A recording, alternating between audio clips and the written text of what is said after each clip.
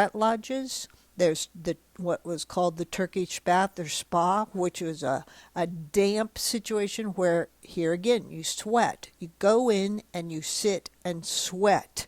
And what sweating can do is it literally moves the viruses and bacteria out of your system through the pores. And it's very effective, and it's often used just as a form of maintenance. A lot of times if somebody's put in a late night and drunk too much alcohol or used drugs, going and sweating, and in many cultures having a sauna or going to a sweat lodge is a way to just get rid of the toxins, and it's very effective. But when you don't have a sweat lodge or a sauna on hand, herbs can be used and are used very effectively for this purpose. Some of these that are common and can be included just in your regular diet or very much on purpose, like at night. If you want to have certain herbs that will help promote sweating, you can use elderberry flowers. You can use various forms of, the reason I'm hesitating is for some reason my screen just blanked out, and I'm not sure if I just lost my screen or not. If I did, I'm going to have to, no, now it's back again. So I'm not sure exactly what's going on here, but quite interesting, actually. Okay. What I was saying on sweating was that you can use elderberry flowers. They are a very strong diaphoretic, meaning they will promote sweating. In addition to elderberry flowers, some of the more common ones and slightly gentler are cinnamon or mint, even ginger. You may have noticed if you drink a hot ginger tea that you can experience you feel hot, and you will probably notice that you sweat some. So ginger is very effective for this purpose. Mint can be used, and sometimes people will combine mint and something like boneset, which is another diaphoretic, and they help promote sweating. The most effective, if I want to make up an herbal tea and someone's just, got a cold, including some elderberry flowers, will just help encourage sweating along with the elimination parts of the herbs that I include in that tea. So look to sweating as one of the things that's very effective as what I call a form of elimination. Okay, another, what is called vomiting or puking, and in its extreme, it has become an eating disorder because purging started to be used as a way to get rid of calories. And that's not what I'm talking about here. And that, if that's a situation, that's a chronic problem, I may do an individual segment just on that. But if that is your issue, go talk to someone. There's enormous amounts of information on that eating disorder, and you need help. You need to communicate. So I'm not talking about that. What I'm talking about here is that sometimes vomiting, occasionally, if you get too much mucus in your stomach because you have an allergy and your system is responding suddenly and violently to whatever the allergy is, to mold or to pollen, then you can build up a sudden and short-term too much mucus in your stomach and in your esophagus. And one way to get rid of that is a one-time vomiting, puking of that mucus. And different things can stimulate that. Sometimes taking hyssop as well as other herbs to simply help the lungs.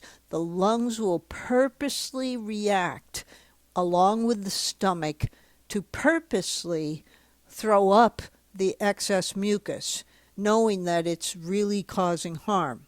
One of the few herbs that is useful for this and considered quite safe is what's called syrup of ipecac.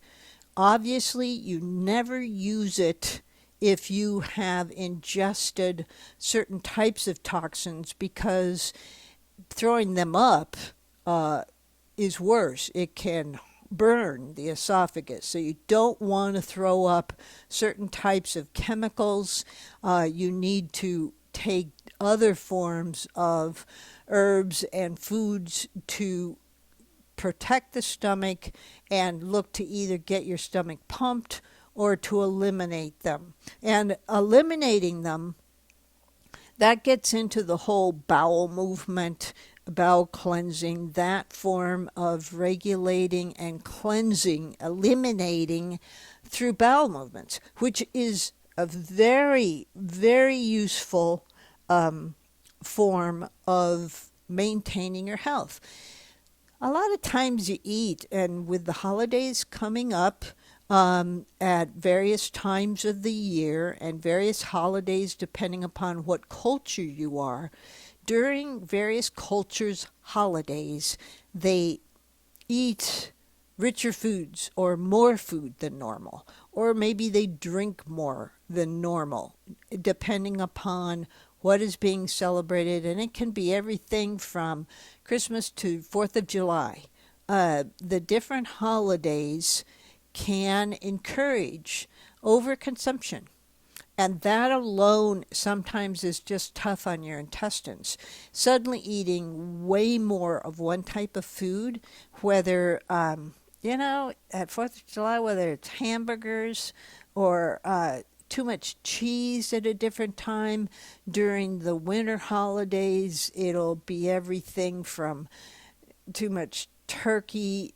I'm thinking now U.S., the American cultures. It's just an excess. Eggnog can really throw off your intestines. Cheese really can. It can create blockages, just too much of it. Some cheese is excellent for your system, but too much can create an imbalance. So can pastries, too much flour. And during the winter holidays, often cookie consumption is constant. Whether you sort of want to or not, they're around. You might be at work and somebody brings in a huge cookie plate to share, and well, they're right there and you haven't had lunch, so you're suddenly finding you're eating 15 cookies just because they're sitting right near your desk, that kind of thing. That can all impact the intestines, and sometimes just that taking something to help with elimination and rebalancing the intestines so they're in a better place is a good idea. The gentlest of these, which doesn't really get to bowel cleansing but helps restore and create a little bit of elimination tendency, is triphala. And I bake with it. A lot of times I make my Christmas cookies now with just a touch, not enough to really cause any big impact, but enough like flaxseed, which I include. And flaxseed is another one that helps the intestines. It stimulates the natural process of the intestines and kind of helps balance out too much white flour, too much white sugar, too much cheese.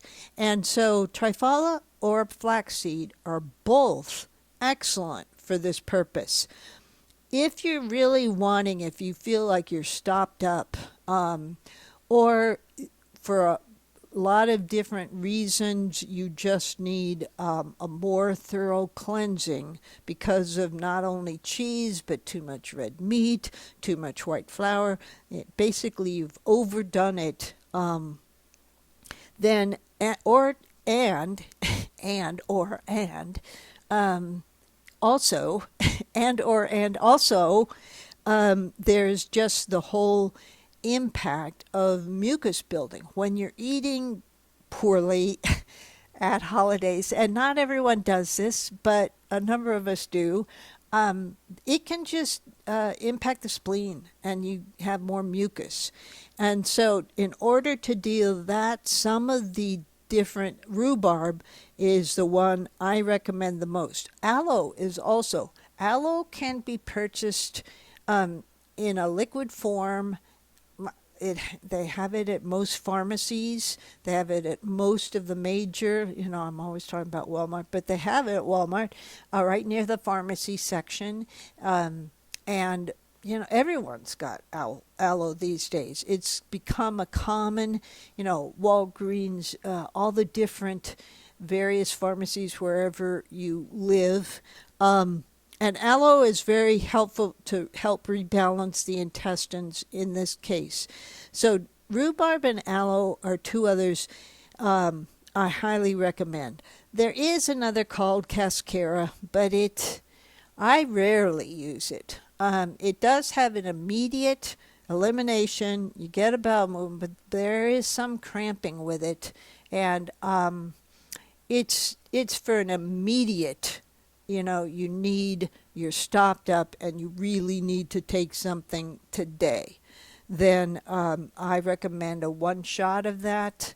I do provide it occasionally, mostly if someone is having difficulties. I really like to look into why, but the holidays alone will do it.